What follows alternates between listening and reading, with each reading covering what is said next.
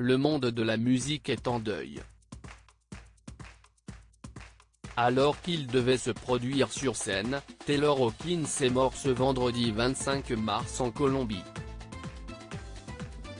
Le batteur du groupe Foo Fighters a été retrouvé inanimé au Casa Medina Hotel de Bogota, comme l'ont révélé ses proches dans un communiqué.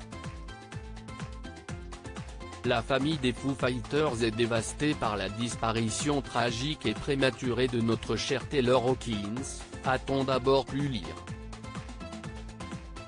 Son esprit musical et son rire contagieux vivront avec nous tous pour toujours.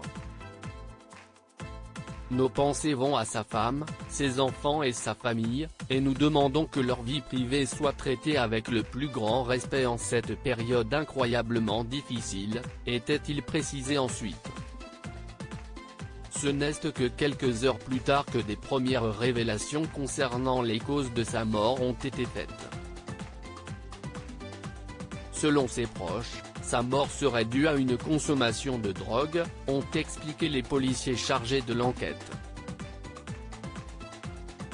Ils ont ensuite précisé que le personnel de l'hôtel ont appelé les urgences car Taylor Hawkins souffrait de douleurs à la poitrine mais il était déjà mort lorsque les secours sont arrivés dans sa chambre.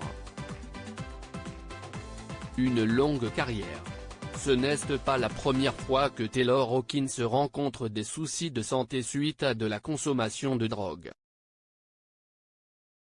En 2011, il avait été placé dans le coma durant 2 semaines à la suite d'une overdose à Londres.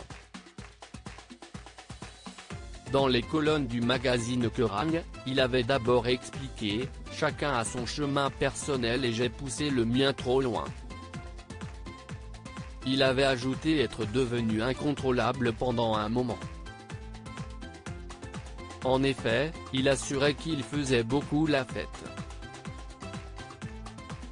Je n'étais pas un junkie en soi, mais je faisais la fête.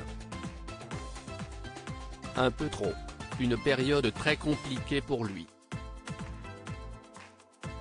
La carrière de Taylor Hawkins a débuté auprès de Alanis Morissette en tant que batteur. En 1997, il rejoint les Foo Fighters.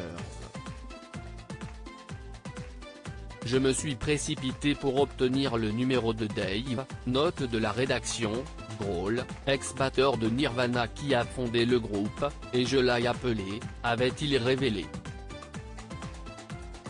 Ne souhaitant pas se limiter uniquement à son rôle de batteur, il a également chanté sur certains titres du groupe dont Cold Day in the Sun ou encore Sunday Rain, que l'on retrouve sur leur album Concrete and Gold, sorti en 2017. Taylor Hawkins, avait-il des enfants? Taylor Hawkins était un batteur très apprécié et son décès a été un véritable choc pour les membres du groupe, ses proches, amis et fans. De plus, il laisse derrière lui sa femme, Alison Hawkins. Tous deux ont eu 3 enfants. Leur premier bébé, Oliver Shane, est né en 2006.